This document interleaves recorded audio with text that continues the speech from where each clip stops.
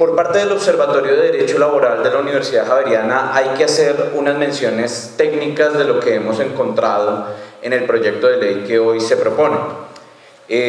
Tal como ya se puede recoger de la intervención del doctor Iván Jiménez, hemos evidenciado lo siguiente, y es que se propone una mayor rigurosidad meritoria, pero una menos experiencia para las juntas regionales de calificación. Veníamos del decreto 1352 de 2013 que hablaba de 5 años de experiencia, y es cierto que ahora estamos detallando mucho más el nivel de experiencia. Ahora es una experiencia que está enfocada particularmente en la calificación, el porcentaje, en la fecha de estructuración y en el origen, o experiencia relacionada. Sin embargo, la baja de 5 a 3 años. Y ahí encontramos un primer problema. No deberíamos reducir el nivel de calificación en la experiencia que deben tener los profesionales que vamos a vincular a la Junta. Y esto sucede no solo con los miembros, es decir, con los médicos laborales y fisioterapeutas o trabajadores ocupacionales, sino que también sucede con los directores financieros. También se les reduce el nivel de experiencia exigida, y aquí tenemos un componente que podemos mejorar en la propuesta de la reforma. Ahora, otro de los elementos que encontramos positivo es la participación de un abogado.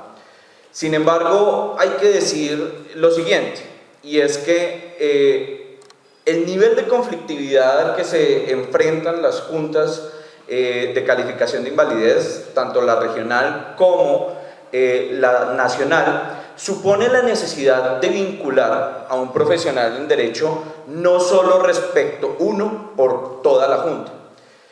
Creemos pertinente que se vincule a un abogado respecto de cada sala, por la alta conflictividad que suponen los dictámenes de pérdida de capacidad laboral. Y no solo eso, ahorita escuchábamos al capitán, escuchábamos a los miembros de las agremiaciones, y es que este es un tema humano.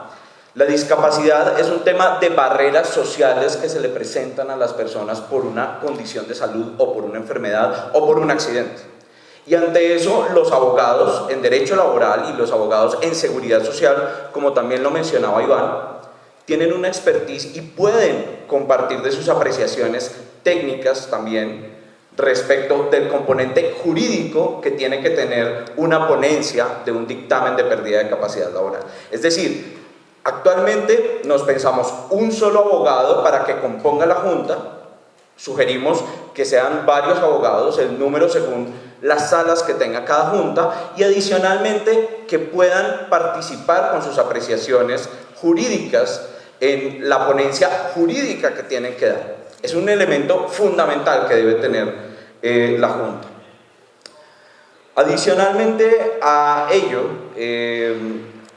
es fundamental también tratar algo que ya lo han mencionado con reiteración, y es cómo vamos a analizar la prohibición de vinculación posterior a los dos periodos que se están relacionando. Y es que hablemos de los miembros que tenemos aquí presentes en la Junta, del doctor Velandia, de la doctora Diana Cuervo. Estamos hablando de un personal médico altísimamente especializado. Se han dedicado a estudiar y a prepararse para ejercer en estos cargos, ¿sí?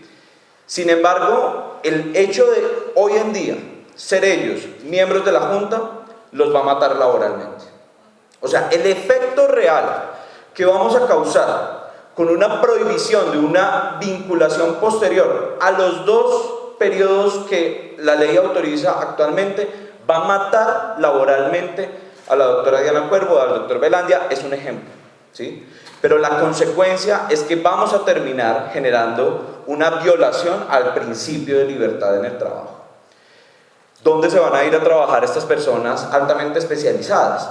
Y había una propuesta excelente del doctor Iván. ¿Por qué no pensamos que estas personas después puedan engrosar, por ejemplo, a la junta médica que tiene que hacer la calificación en primera oportunidad? ¿Y por qué no analizar que esa junta médica en primera oportunidad tenga, ahí sí, una regulación necesaria para que tenga una autonomía y garantice, por ejemplo, la tecnicidad y cientificidad con la que se tienen que alimentar los dictámenes de pérdida de capacidad laboral. Esto ya existe. Hoy en día, por ejemplo, las entidades financieras tienen a una persona que es autónoma y que es el encargado de la protección de los derechos del consumidor financiero. Es decir, una persona que está vinculada a la organización, pero que tiene una autonomía y una independencia técnica. ¿Podríamos lograr eso? Sí se podría lograr, pero tenemos que tener mucha mayor ambición al respecto del proyecto. ¿Y cómo? No buscar, quizá, violar el derecho de libertad en el trabajo, sino generar unos mecanismos para garantizar que no haya un conflicto de intereses y que se garantice la alta tecnicidad y cientificidad utilizando a estas personas ultra especializadas en la primera oportunidad, por ejemplo. Ahora, encontramos altamente positivo que haya una perspectiva de género en el concurso con el cual vamos a integrar personas como miembros y como integrantes de las juntas. Esto hay que aplaudirlo. Consideramos que es un avance fundamental.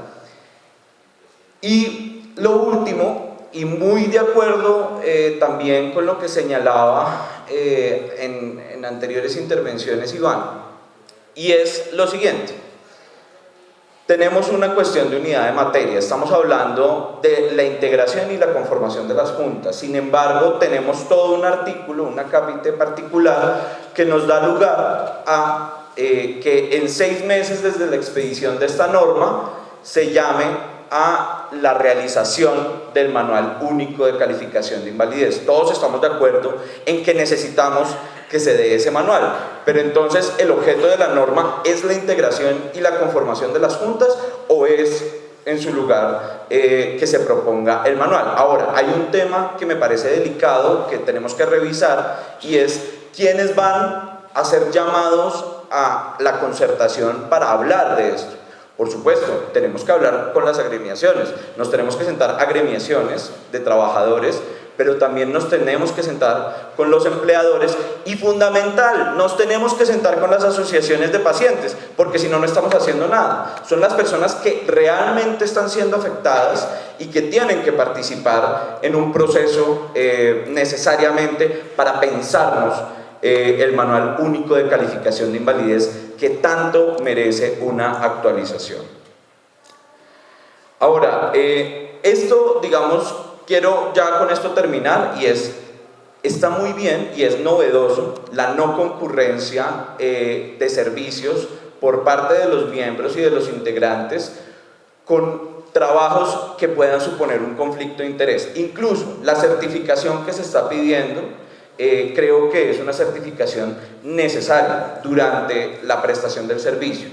Sin embargo, ya en lo referente a la prohibición de vinculación posterior, nos parece excesivo el no poder vincular nuevamente al personal tan técnico y tan especializado y tan científico nuevamente en cargos relacionados de otras juntas regionales, de la propia Junta Nacional o incluso en las juntas médicas que realizan la primera oportunidad.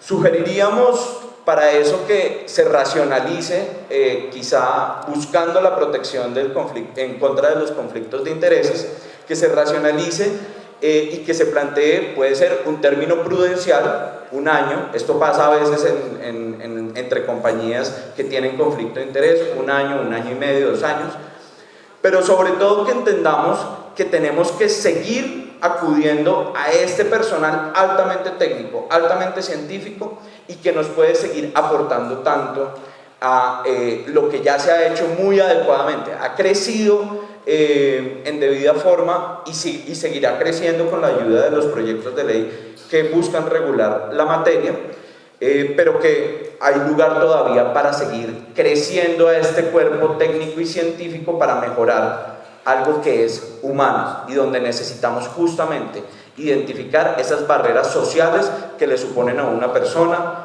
su acceso al trabajo. Muchas gracias.